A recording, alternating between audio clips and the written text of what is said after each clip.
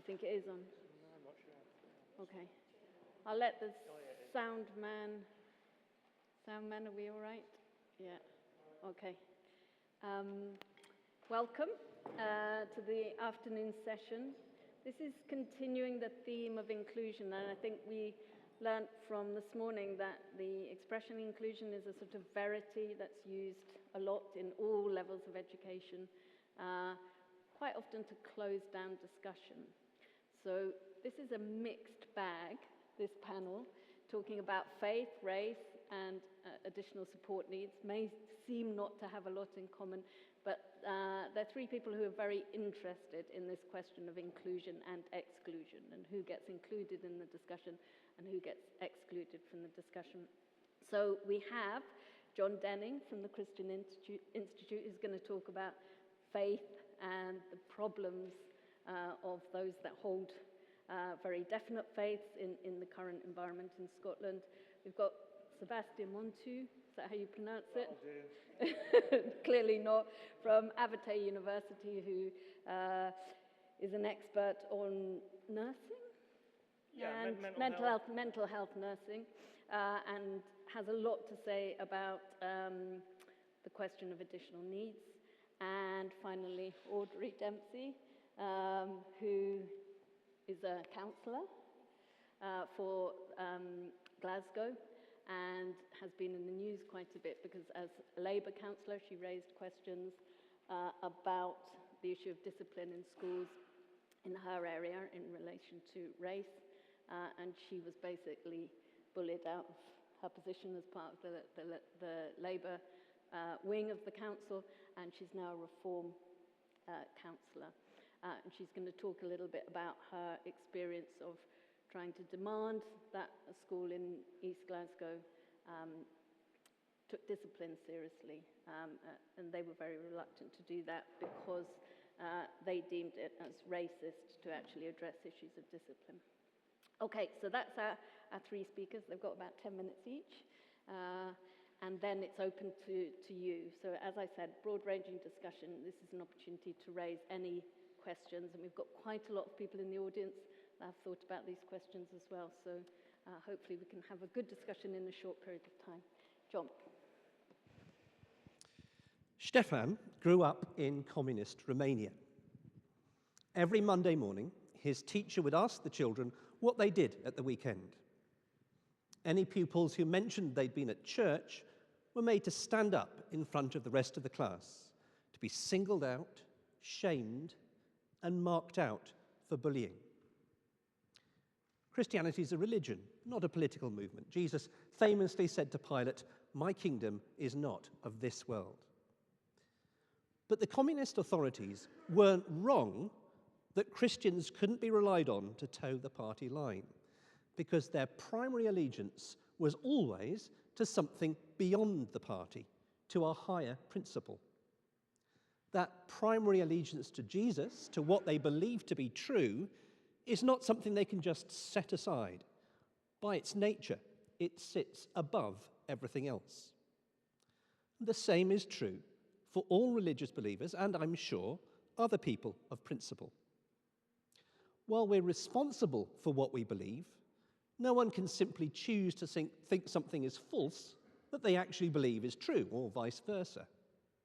And for Christians, that commitment to truth includes a strong position on not speaking of falsehood and being honest about their beliefs.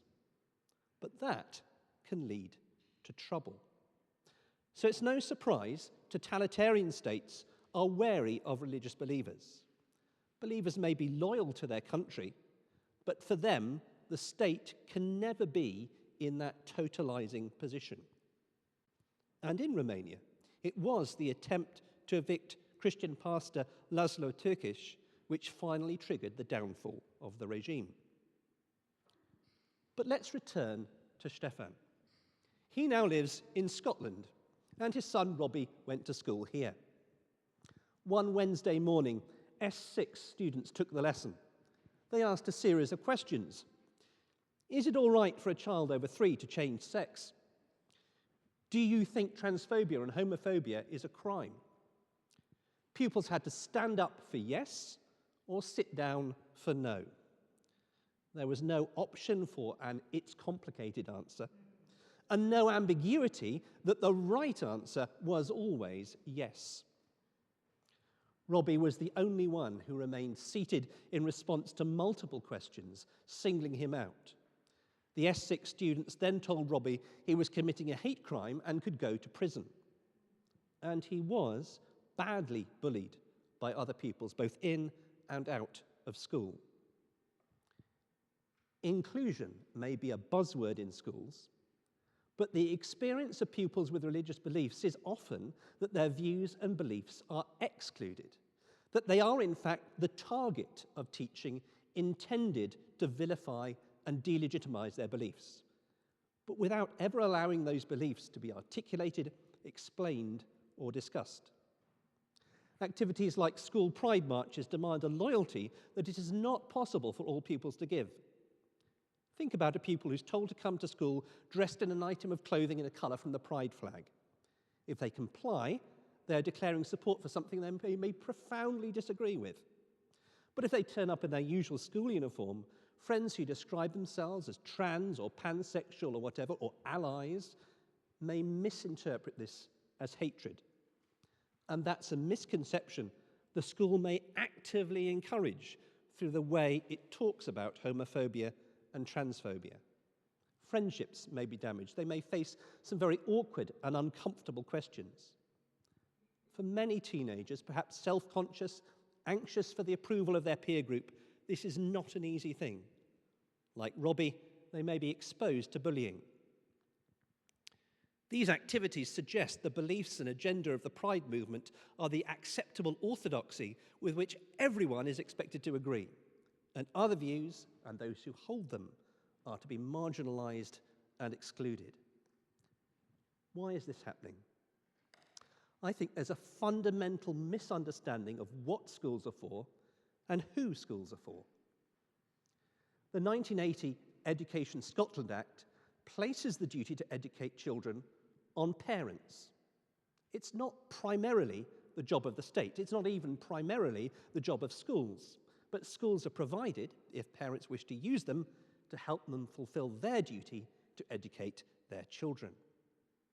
That's why the Act states in Section 28, education authorities shall have regard to the general principle that, so far as is compatible with the provision of suitable instruction and training and the avoidance of unreasonable public expenditure, pupils are to be educated in accordance with the wishes of their parents.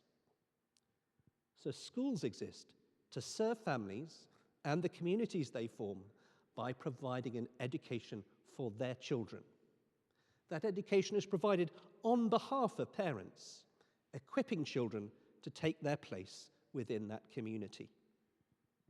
And by community, I don't mean the Christian community, the Muslim community, the LGBT community, the beanie crocheting community. I mean all the different people living in the area the school serves who share that place. It follows that schools don't exist to allow one group of people to impose their values on other people's children, at least not without persuading the parents first, nor to allow a liberal metropolitan elite to enlighten the community a school serves. Schools don't exist to prop up a state-approved ideology. They don't exist to provide a captive audience for questionable campaign groups to promote their agenda. This doesn't mean schools should teach one narrow perspective to a child that represents only their parents' beliefs. That's not possible anyway, with 30 different children in the class, and it won't prepare the children to engage in a society of diverse beliefs. But that's not what most parents I speak to want anyway. Faith inclusion doesn't mean exempting religious beliefs from scrutiny or from criticism. But it does mean including those beliefs within the conversation, taking them seriously, not misrepresenting or marginalizing them or those who hold them. What does this mean in practice in the classroom? Education should open pupils' minds. It should equip them with a rich diet of the best that has been thought and said across a wide diversity of perspectives. It should stimulate thought and inquiry. It should enable pupils to evaluate different views critically and decide what they believe, while developing a degree of empathy with other people who sincerely come to different conclusions. Teachers should manage classes so pupils feel able to express their beliefs, including in controversial areas, confident they'll be listened to with respect. And that respect should be modelled in the way that teachers speak about a range of views. Resources that take for granted as true things that are actually controversial, with which some parents will disagree, should not be used. Pupils should not be compelled to express personal beliefs if they prefer not to. Activities like standing up or sitting down to signal their view, or opinion lines should be used with caution, if at all. Some teachers might intend it as an invitation to have an opinion recognised, but they're not in complete control of and may not be fully aware of the social implications. Distancing techniques, where pupils are given a description of a fictional person and their views and tasked with arguing for their perspective, are helpful, and they're also intellectually demanding and help pupils understand other perspectives. But even worse than compulsion to share your own view is compulsion to express support for a belief you don't hold. That breaches pupils' rights under Articles 9 and 10, freedom of conscience and freedom of expression, and this was the principle at the heart of the Christian Institute's Supreme Court win on behalf of Asher's Baking Company. Equality law cannot be used as a justification for requiring someone to advocate a view with which they profoundly disagree. In the end, it comes down to this. We need to reclaim schools for their real purpose and for all the people they serve. Not as tools for ideological conformity, but as places of genuine education and intellectual inquiry, which are there for the entire community, on behalf of and in partnership with all parents. And in that way, we can move from fake inclusion, which is actually exclusion, to genuine inclusion.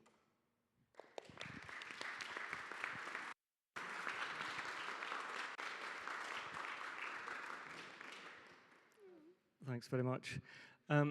Great to be here. I should probably say in a little bit of background that I'm now a lecturer in mental health nursing, but I've also been a residential care manager in learning disability, and I was actually born and grew up in a special school, so I have some kind of leanings that way, which I should probably, say. Just to set the scene then, since early 2000s, Scotland has formally embraced a policy of inclusion that children with additional support needs would have the right to be educated with their peers in mainstream schools. At the time, this was met with optimism, a progressive vision of fairness and equality. But 2 decades on, I think we need to ask a hard question. Has the vision delivered, or has it left many children behind? The presumption of mainstreaming is intimately linked with other various rights agendas that we now see. However, the rhetoric does not match with reality. Warm words and empty promises. Recently, the Children and Young People's Commissioner in Scotland said, too many children are being failed by an education system that does not deliver their rights. So what's the scale of the problem that we see just now? In 2024, so just last year, 40% of all pupils were recorded as having additional support need, almost all of them in mainstream schools. This is a staggering 8-fold increase since 2004, or to put it another way, a 748% increase.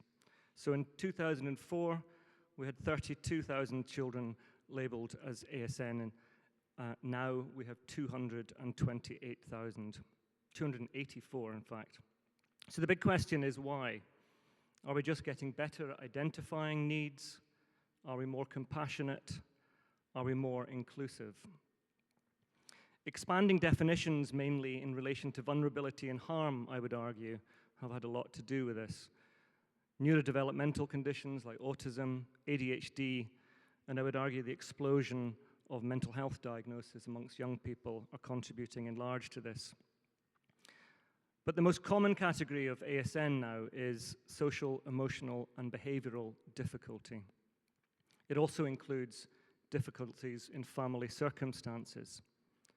So what began as a focused policy has grown so wide that additional need now covers almost everyone, and I would argue has almost failed everyone. So what about resources and reality? The inclusive approach was supposed to come with support, but the opposite has happened. Funding has fallen over a third, specialist teachers have been cut, and dedicated special schools have almost disappeared. Audit Scotland has been damning. It says the Scottish Government has failed to plan for the impacts of this approach and not even been able to articulate where the issues are because we don't have any data to measure its real impacts. Families report that inclusion has not helped but rather harmed their children's education. Teachers speak of being stretched beyond capacity, and many other pupils see their learning disrupted. So to the mental health question, which I'm particularly interested in. So alongside ASN, schools have become a front line for mental health interventions. But here too, we must pause and reflect. The intention is good, but there are unintended consequences. What might once have been ordinary struggles, sadness, stress, friendship issues, boyfriend-girlfriend troubles, are increasingly labeled as trauma and as mental illness.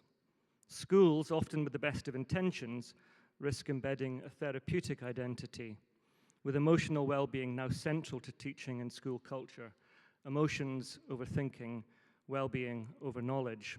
An entire mental health industrial complex, as it's been called, has exploded. In schools, we're seeing private providers, online diagnostic tools, activists, and influencers expanding beyond the boundaries of what counts as mental illness and what teachers and schools are expected to do about it. Some interventions help, but others, many others, can cause harm. They also blur the line between education and activism, prioritizing ideology over inquiry, affirmation over accountability. Children are being failed in the meantime, and here is the paradox I would like to highlight. As more and more children are labeled with ASN, those with the greatest need are being failed. Children with sensory needs, for example, who often require calm, structured environments with clear boundaries, instead find themselves in classrooms that are noisy, overstimulating, and increasingly unstructured. With the erosion of discipline, which we've heard a lot about, and the rise of self-directed learning, many classrooms have lost the predictability that these children need most. And this is at the heart of the problem. While the umbrella of ASN gets wider and wider, the children who most need specialist provision, a quieter environment, smaller classes, expert teaching, are the very ones least likely to get it. So to the consequences, I think it's clear. Overall, pupils with ASN face lower attendance, higher exclusions, and worse outcomes. Teachers are burning out under unrealistic expectations and are leaving the profession in droves. Families feel abandoned and powerless, and other children in classrooms are denied uninterrupted learning. Far from getting it right, we're failing everyone. Those with additional needs, their peers, their teachers, and their parents. So that's kind of the warm overview, the glowing. What do we do about it, I suppose, is the question. First, I think we need some realism. Compassion without resources is not inclusion, it's neglect. If children need specialist provision, we must provide it. Second, I think we need clarity. Not every emotional struggle is mental illness, and not every child with a label can or should be placed in a mainstream classroom. Schools must return to first principles, education centered on knowledge, curiosity for the world, and strong relationships. Children need stability, structure, and adult guidance, not a premature therapeutic identity. We must resist the medicalization of ordinary challenges while properly resourcing the needs of children with additional genuine requirements. So my message is clear. Inclusion has been redefined as mainstreaming, but true inclusion means the right to the environment where you can thrive. So to close, 20 years ago, Scotland set out with hope that every child, regardless of their need, could be included in our schools. But inclusion without resources, clarity, or realism has become exclusion by any other name. If we're serious about children's futures, which I think we are, we must face these uncomfortable truths and rebuild an approach that is both compassionate and credible. Warm words and rights talk are not enough. Parents don't just want entitlements on paper, they want support in practice. The Scottish Government must heed the many calls for fundamental rethink, not just tinkering, and make full-scale educational reform a priority. Thank you.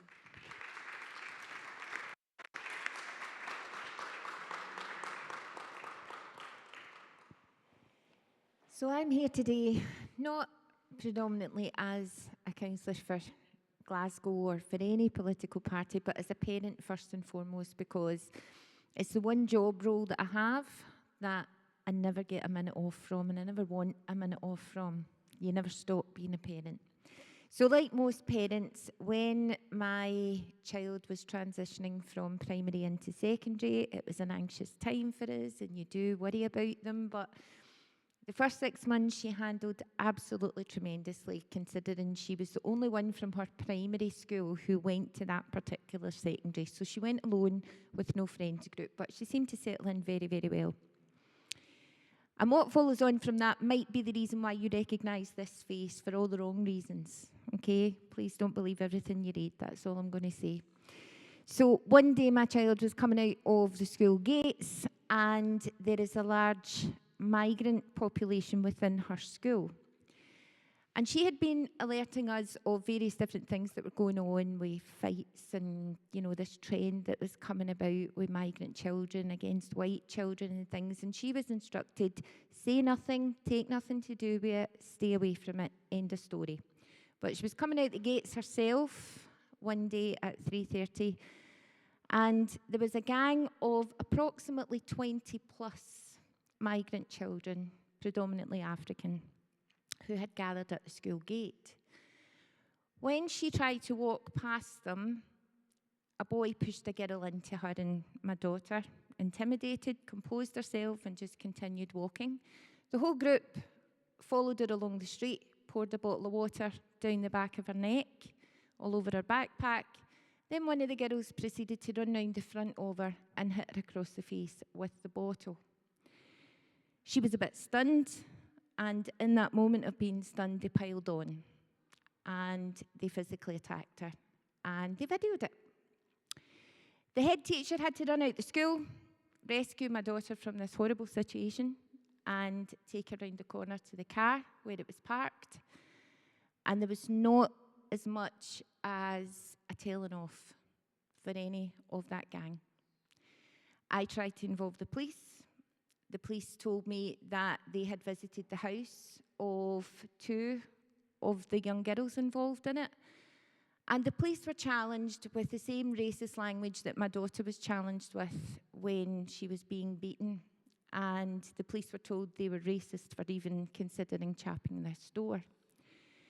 Now, at that time, I was a member of the Labour Party, and I thought I could go directly to the Director of Education and exploit my position, cut corners that no other parents would be able to cut. But instead of doing that, I thought I'll give the school their place, I will let them deal with it, but I will take it to the council at full council so that collectively all political parties can participate in a debate about it, because my biggest issue was not just that my daughter had been physically attacked, videoed and displayed, and not a thing was done about it. It was the lack of equality there, because there was no equality. Had that been white children, it would have been front page news. There would have been police swarming there, and there would have been, it would have been the talk of the steamy as such. But instead, it was all played down. It was minimised by education. It was minimised by the council. And I took a question to the Labour group and said, can I ask this question at full council? And the question was, what we're going to do on the rising attacks on white children and teachers? Because following the attack on my child, other children had started to come forward. Teachers had started to come forward and say, I've experienced that, my relative experienced that, my friend experienced that. So I had collective information of lots of people who had fallen victim to this kind of abuse. The Labour Party told me, no, we're not going to let you use that question. We're not going to let you ask it. We will let you ask it if you remove the word white or maybe change it to black. And I said, but that changes the context of the question. I can't do that. So what they did was they had a meeting in my absence and then gave the question, the piece of paper with the question on it, which was never asked at full council, I have to say. It never got that far. They gave that to a series of journalists and said, smear her. She's a racist. And that's where you may recognise this face, because I was in 7 front pages in the same day for being the biggest racist in Scotland, for trying to defend my child. Now, fast forward 12 months, I had to resign from the Labour Party. There was speculation in the paper that they had suspended me. I was told internally, no, we've not suspended you. And AS just doesn't want to answer journalists just now, so let's just leave it at this. Let them think this until it fizzles out, and then we'll bring you back in. And I said, no, sorry, I'm not going under that bus, so I'll just resign. Which I did, and I sat for 1.5 years as an independent. Exactly 12 months on from that physical assault that my daughter encountered at the school gates, she was then sexually assaulted in a PE lesson by a migrant child in front of witnesses. Now, I have to say at this stage, she's with me today, and she's my wee warrior. I am absolutely so proud. I could not possibly be any prouder of her and how she's handled this. This time, I did get the police involved because there was witnesses. This boy was charged. But again, as Grace is more than happy to answer any questions that anybody's got about it today, the school have yet again tried to minimise this. Her attendance at school has fallen dramatically because even though this happened to her in March, the Director of Education, who recently resigned there, you will see, I had to challenge him the night before he resigned to say, where is the investigation? You were supposed to do an investigation into this 7 months ago, because the way this sexual assault, it started with him kicking in the changing room door while she was getting changed. And when she tried to report that to a teacher, she was told, this is not an emotional situation, get out in the playing field. That was the answer she was given. Then out in the playing field, it was throughout the course of their lesson, he was trying to get to her, paw her, touch her, etc., etc. So much so at one stage the other girls had to surround her. And this boy saying to her, nobody will believe I've done anything, I'll just tell them I'm gay. So this is what's going on in our schools currently. This is what our children are experiencing. My wee warrior sitting right there is lived experience of this very thing. She has been failed dramatically by the education system.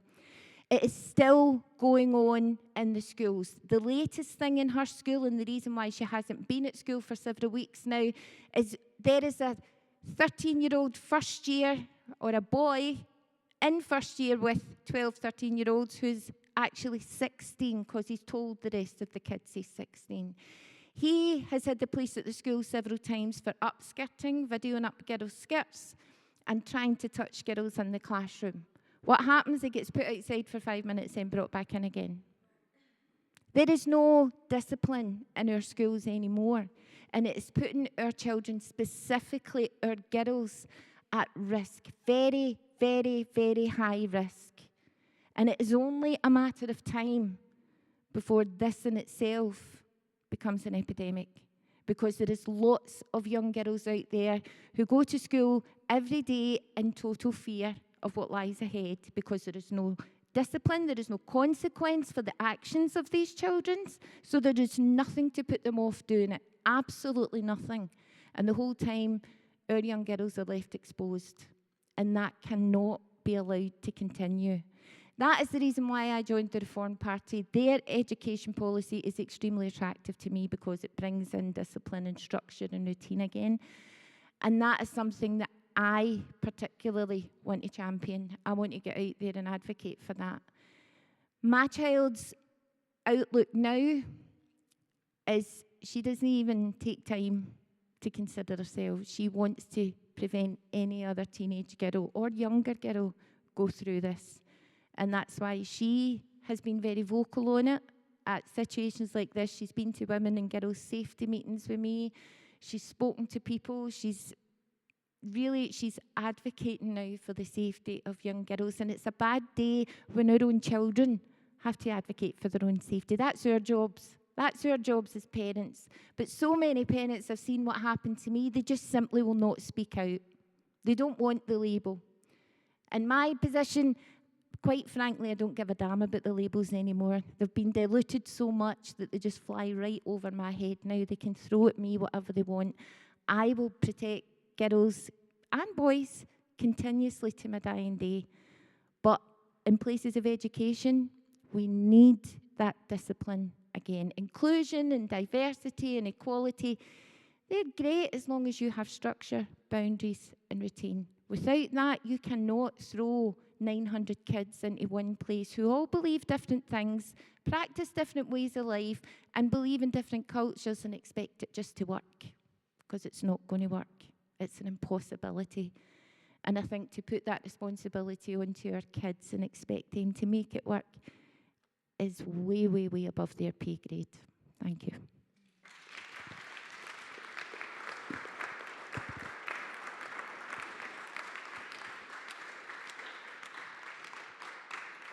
Okay, so who would like to speak on this? I've got Stuart, I can see. Yeah, Amanda. Do you want to use the... Do you want to use the mic? Just so... Is it on? Yeah. Yeah. So I just want to ask you, I've got 3 children, and I actually completely understand from your perspective with migrants and white women, or all women, I suppose, probably. But I'm concerned about my boys, white boys growing up, for a number of reasons. I mean, my son was sexually assaulted by 2 girls in primary 1, and I have to say nothing was really done about it. I don't even know how I would find that out. But see the wee things that your daughter was coming to you, you know, the little things that were kind of unfolding round about her, the things that you're thinking just aren't quite right, you know, just stay out yet. How would you suggest I would record that without aggravating the situation? Okay. I don't When want it you comes to to come the back now. when it comes to the bigger problem, you need. Okay, brilliant. Okay, so Stuart, anybody else want to speak? Stuart and then Alex. Yeah, a couple of things. This might not be very popular, but it's just I'm always anxious about adult categories being dumped onto children. So I think, and I totally agree, discipline, punishment, and all the rest of it, absolutely, I agree with that. But I think we need to be very careful when we use terms like sexual assault when we're talking about small children. And I think we need to bear that in mind, that at the same time as you want to resolve a problem in discipline, you don't want to see in small children things that we as adults understand, because it's not the same thing. Anyway, I thought I'd throw that out. But anyway, a wider question. I'm interested in this question of values, because you see, I think stuff like the anti-racist, I mean, people might not know, but every lesson, every class in school is meant to be an anti-racist class. So you're meant to have anti-racist maths, anti-racist, everything's meant to be anti-racist, which is kind of, it's a bit mental. And then you've got the mental health stuff, and that's become like a kind of virtuous framework. And it does feel as if it's almost like schools are creating a new type of value system around these different issues, which brings us then to the Christianity thing. Because what people could say to you, John, is that, well, you're just forcing your values onto children. So I grew up in a school where we sang hymns and we had Christian stories and so on and so forth. Now, as it happens, I like that. And I would actually like my children to have that, even though I'm not religious. And I try and justify this to myself. And in the end, I just say, well, it's my tradition. That's what I had, and I want my kids to have it. But I also think there's some real value there in terms of moral lessons. You know, I think there's a lot there that you don't have to be a Christian to appreciate Christianity. But what does that mean for what type of school should we have? Can we justify that type of school if we're not all Christians? So it's a question of values in schools and what should schools have? Because I am very concerned that without something, you end up with all this other crap being dumped onto kids, which appears virtuous, but is anything but, as far as I can see. Okay. Annoyingly, it's a similar point. I'll make it better, though. I was what you used to be called, I'm a lapsed Catholic. So I, too, was brought up in a Catholic school. And it's becoming more and more obvious to me that, and it's a huge problem, but I think most of the speakers have kind of touched on how things might or should be resolved. So, as an example, school I went to, and it was quite a big school, I think 1,200, 1,500 pupils in it. But it was connected. There was a connection between parents, teachers, and pupils. It being a Catholic school, your priest in your community would be one of your teachers. So your parents would know your teacher, stroke the priest. So there was a real connection. And although you couldn't reach out and grab it, there was a sense that you were part of something. And that any sense of misbehaving, you would be rounded on by your parents, by your teacher, by your priest. And so, again, lapsed Catholic, I'm not religious at all, actually, but I see the value in having that sense of belonging to something, belonging to some core values in life. And I think Christians are very good at drawing them out. They have a moral core and a moral centre. I don't think religion necessarily is the only societal thing that can lay claim to that. I think that's what's missing. I think the world that I've grew up in has lost that religious framework, and what's come in its place is this amoral nonsense that is incapable, as you have all pointed out, is incapable of giving us the framework that we need. And I think that's why schools are ill-disciplined now, because we've lost all that. We've lost that sense, I don't like to say sense of community, but we've lost that sense of purpose almost, and that sense of connection between parents, schools, and kids. Okay. Yeah. Dolan.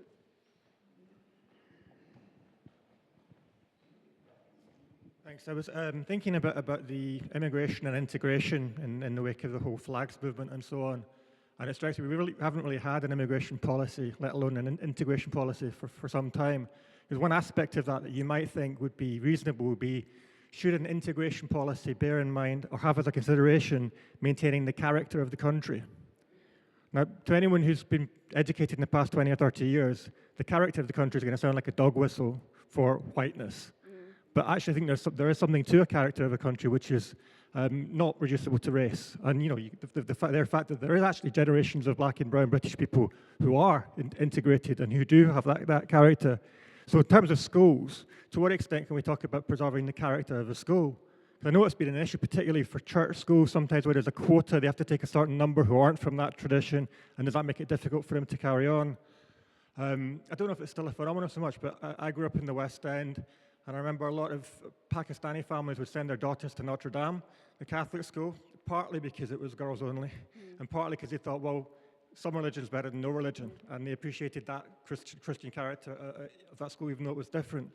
And I wonder, contemporary schools seem to have, there was never a meeting where we discussed now the religious makeup of the school is woke, or whatever you want to call it, but that seems to be implicitly what's happened. And certainly the taboo around the kind of issues that most of you have been talking about. So I think, rather than just saying inclusion, the question has to be inclusion into what? And as Alex is saying, the idea of belonging to something. And that seems to be the big taboo, because when you have an idea of inclusion, it just means everyone's included. That kind of means no one's included, because there's nothing to be included into.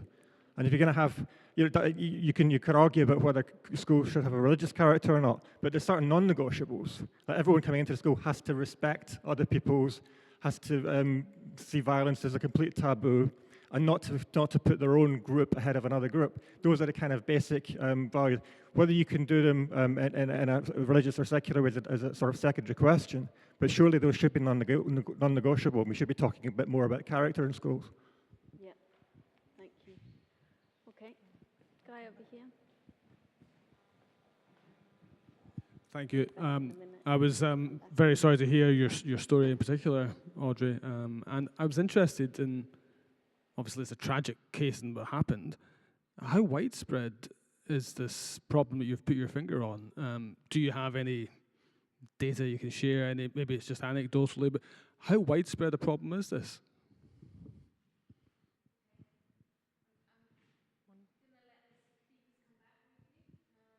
Very briefly, I mean, I also felt in Joanna's talk this morning that she articulated very well this sense that children are encouraged to see values as something that are individual-based rather than common, or at least group identity-based rather than common.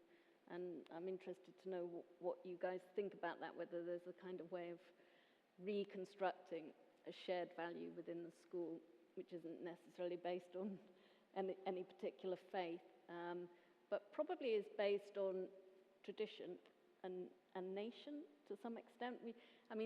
Despite the fact we have a Scottish national government, the education system seems very reluctant to celebrate any Scottish traditions, so I'm interested in what you think about that. Who wants to go first? Yeah, go on, Sam. Yeah, I'll just try and sort of pull together a few points. I think, firstly, I think it's an interesting point to actually separate what we mean by integration and what is now thought of as inclusion. Integration really means the process of placing peoples within existing structures or cultures with the understanding that they can adjust to the requirements or expectations or norms. Inclusion, as it's currently meant, is actually sort of an inverse of that, where it's about not asking the person to make adjustments, but asking the structures, the institutions, to find ways to find them an equitable, inclusive way of mirroring back their own likes, preferences, wants. And I think that's what we heard from Joanna today as well, that actually the real tragedy of what we've lost in schools is a shared sense of purpose, of history, of something that connects us. And what we're doing is we're through mental health, through well-being, is we're asking children to go completely inside themselves, to lose the curiosity and interest in the world, and to almost narcissistically become so entrenched in themselves that they lose the world around them, and all they want to see is a mirror of what they like, what they want. And once you take away something that's shared, that leaves a vacuum, as we've heard, and what comes in then is the outsourcing of morals and values, and they have agendas. So schools are becoming a battleground of replacing maybe what we lost from the fall of religion with something, and that something is very siloed identities of actually not things that connect us, but what separates us, about very individual delving inwards rather than finding what education should be about, and finding the joy and wonders of the world around us. And I think that's a dangerous thing. Brilliant. Okay, John? Yeah, I mean, there were some really interesting questions there. I wasn't making the case for Christians to control all schools and impose their values on everybody. That wasn't my point. It was almost the opposite of that. Making space for different people to come with different beliefs and to have an openness to discussion rather than trying to impose something. But having said that, I think there is some truth in what you were saying, Stuart, that it's the retreat of Christianity within culture and within education that has created a kind of vacuum, which is at least part of the reason why we've got this sort of progressive political project which has come into education particularly. I think what Seb said about it's so much as about looking inwards and trying to find your own identity within yourself and then trying to impose that externally. There's a truth in that, but I think there's also a truth in the fact that it's this modern sense of inclusion is conditional. It's an inclusion into a progressive political project. And if you're not on board with that progressive political project, you're excluded. And that's why I'm saying it's fake inclusion. It's not real inclusion. I'm sure there are things that Christian schools now and in the past have got wrong. But I'd hope that in most cases, schools with a Christian approach are not trying to impose the Christianity, impose their values, and there has always been a right of withdrawal from religious observance in Scotland. And the fact is that if a school started to do something in terms of its delivery of religious observance, which lots of parents objected to, they'll pull their children out, and then the school will quickly change what it does. And so I do think that giving power to parents and enabling parents to vote with their feet is a way of disincentivizing schools from adopting a radical approach, which lots of parents agree with. Brilliant. So, Audrey, you've got the question, how widespread is the issue that Grace has come across? And I have another question, which is, to what extent do you think the children's behaviour is a product of the anti-racist agenda that the Scottish Government has? I mean, do you think there's any connection between the way that anti-racist education has been promoted and the way that teachers don't seem to want to discipline these kids? Well, first and foremost, to the gentleman over there, what I will say is there is a major issue with the recording of incidents. A major issue. And unfortunately, that is something that we as parents cannot get past. We have no control over that whatsoever. No control. But you will be very hard pushed. You can speak to 40 parents outside the school gate and every single one of them can tell you, oh, there's a terrible issue with discipline and race in this school. It's awful what our kids go through. You can go in and ask the school teacher to, could I see the records of complaints? You could FOI it and it'll come back squeaky clean. So in terms of data, the data I collect is on the ground, on the front line. I run a third sector service as well as being a counsellor, and it's a charity that I founded 8 years ago. That has become the hub for parents to drop in now. I have got groups of just citizens who are patrolling schools and nurseries. They come into my place in the morning, they'll go and they'll patrol them at interval, they'll patrol them at lunchtime, they'll patrol them at 3 o'clock when the kids are coming out. There has been instances where police and CID have had to be phoned by those parents to say, we have got a couple of characters exposing themselves here in the bushes, these kids are just arriving. Now, these are adults, these are not kids. These are adults who are lurking about educational premises. But again, will you find a report of that in the head teacher's logbook? Probably not. Probably not. I think the connection is most definite with the whole anti-racism thing that the Scottish Government are putting out. It has silenced people. And that's where I kind of go against the grain a wee bit, because I think nobody should ever be afraid of the truth. And, you know, people portraying this as, oh, it's difficult conversations, it's insensitive. No, I'm sorry, it's bloody reality. It's happening. It's happening on the ground. It's happening to children. It's happening to women who are taking their dogs for a walk. It's happening to people standing at bus stops. What's difficult about discussing it? Because, you know, if you just want to keep brushing it under that rug, the rug's going to get bigger and bigger and bigger until that volcano erupts. And that is when fatalities, they just multiply. And we just cannot stand back and allow that to happen. We can't. In terms of the lady here, reporting, what I would say is you want to send 4 emails every time you have an incident. You want to send one to the school, you want to send one to the Director of Education, send the same one to the police, send the same one to your elected member. Because see, even though none of them will do nothing, you build a wee catalogue and it's all written evidence. And that, should anything major occur, that is gold dust. You need that because that's where we failed. We didn't do that. My biggest regret is not reporting what Grace was coming, although because it wasn't happening to her. She was just showing me videos and saying, Mum, look what's circulating today, look what happened today, blah, blah, blah. And I was going, you just stay away from that. You take nothing to do. That's wrong. I should never have done that. I should have acted on that. And I should have went to the school at that point, and I didn't because it wasn't happening to me. Perfect.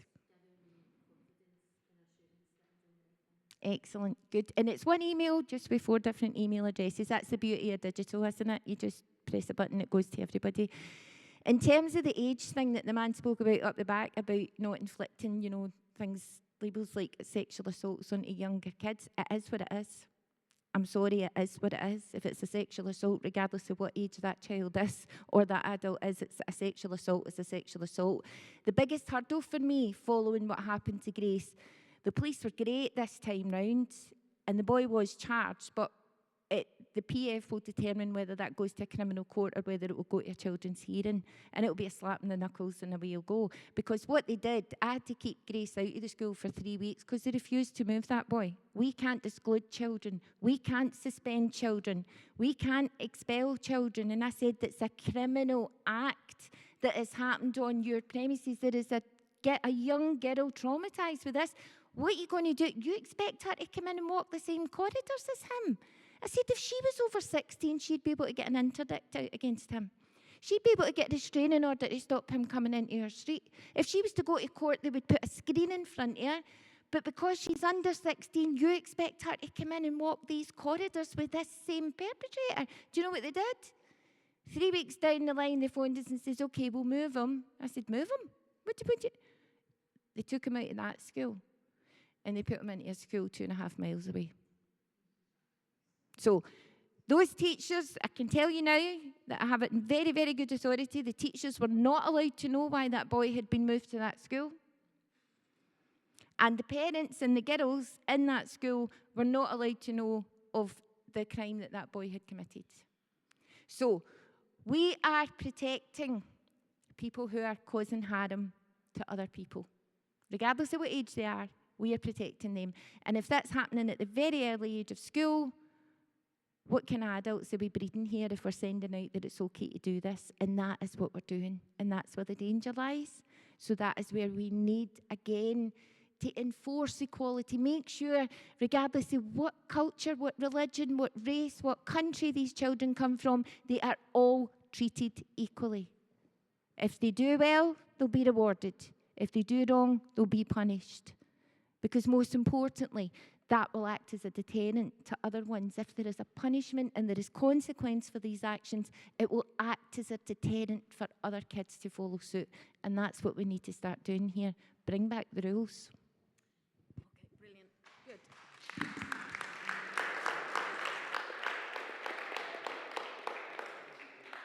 We've got 5 more minutes before the end of the session, so I'm keen to see any other questions. Yeah.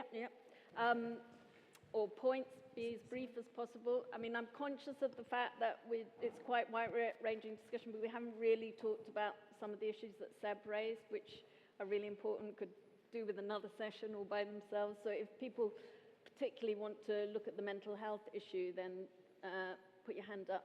Yeah. Nigel. Just, a lot's been said about obviously inclusion and with the earlier seminar as well, in terms of how the Equality Act actually works and how we can use it to push back against indoctrination in particular.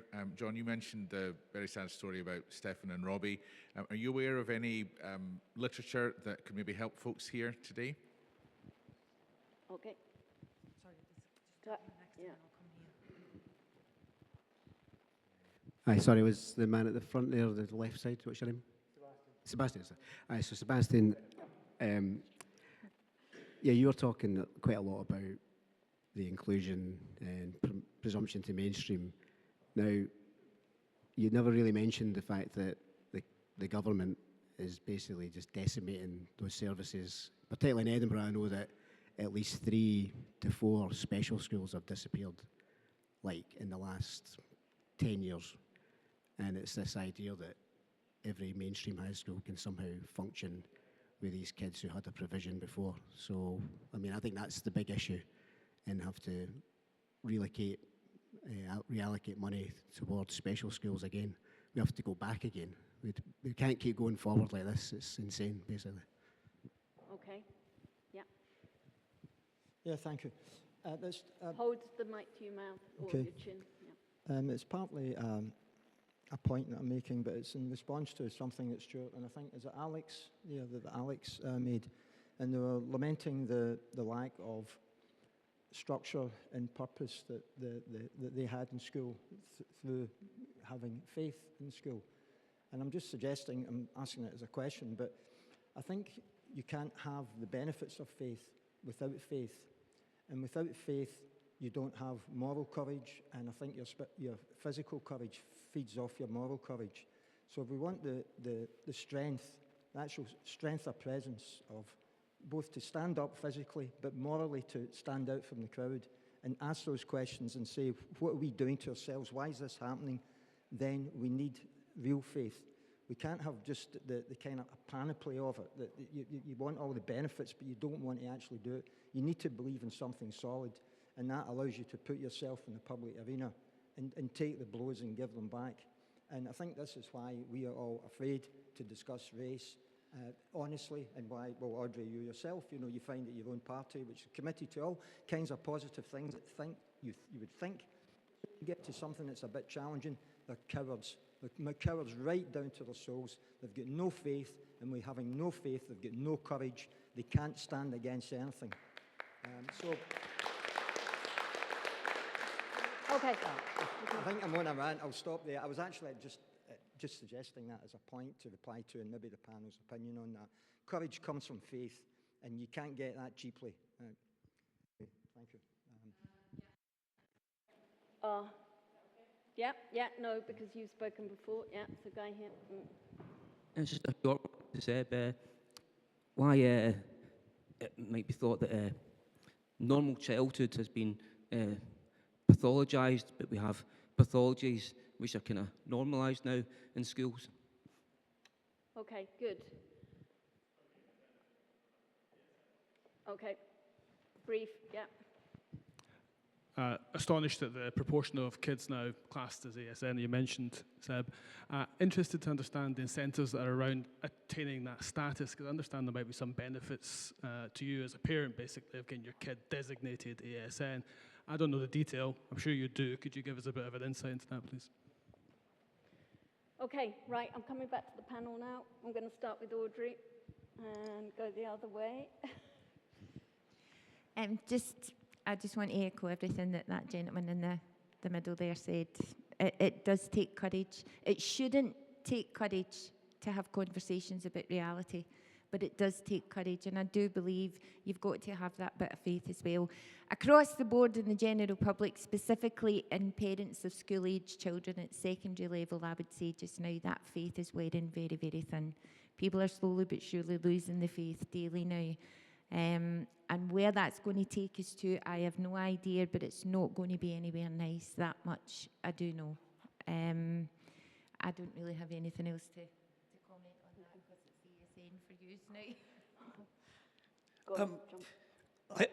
I think you're right. I think you need a clarity of where the moral lines are. But morality has to come from somewhere. You can't just invent morality out of nowhere.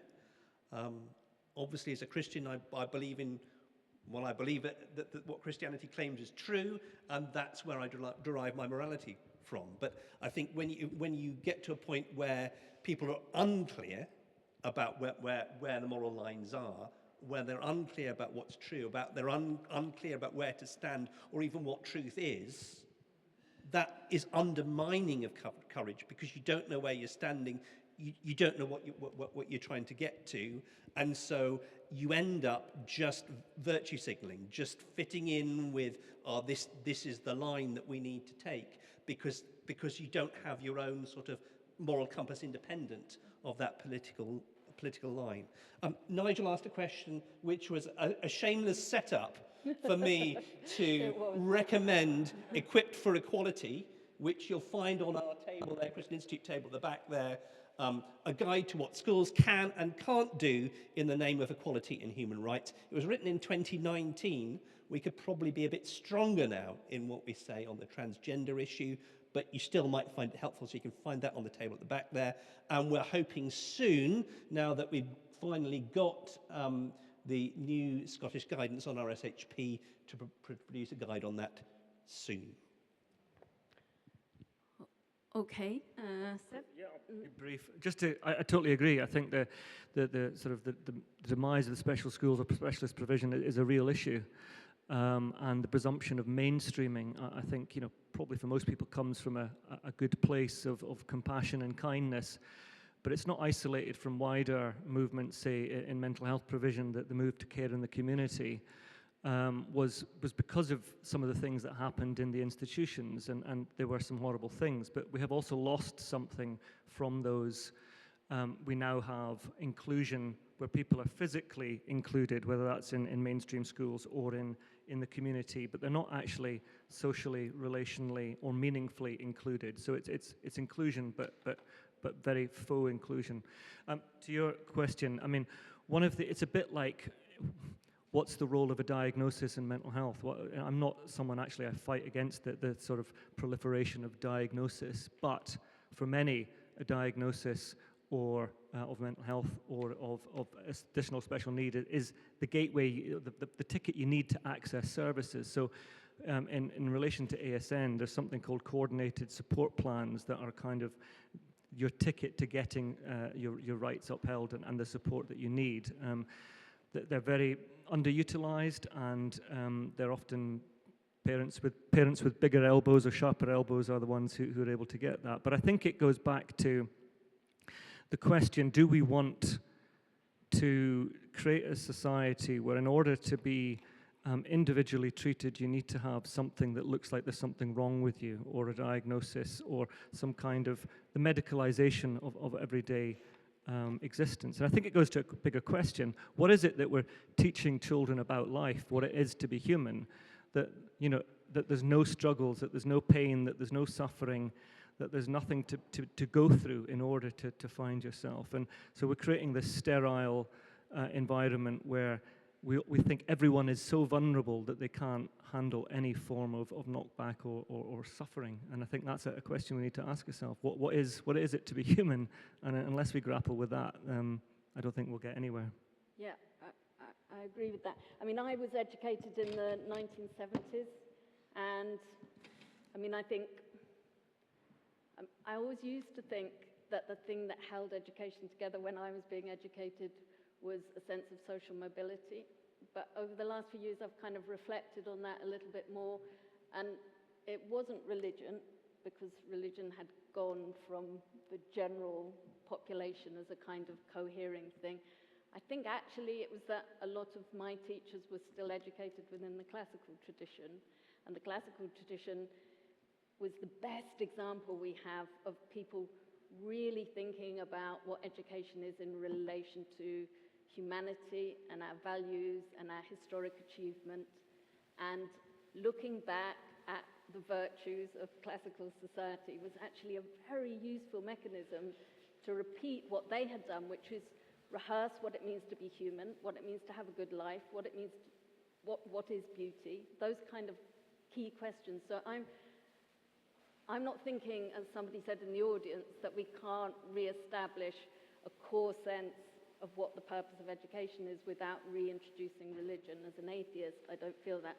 I'm very sympathetic to Christians that want to do that, and I feel that, as John said, there should be the space for that. But I think there are other ways in which we can bring back to the core of education a proper sense of what it means to be human, and rational, and passionate, and loving and kind, and all of those other things. I'm really looking forward to the experiments that people are doing in Scotland at the moment with classical education, because I think that there's something that we really need to keep our eye on. Sometimes it's Christian, sometimes it isn't. Sorry, we have to finish now. I know that you really want to speak. Go on, book recommendations.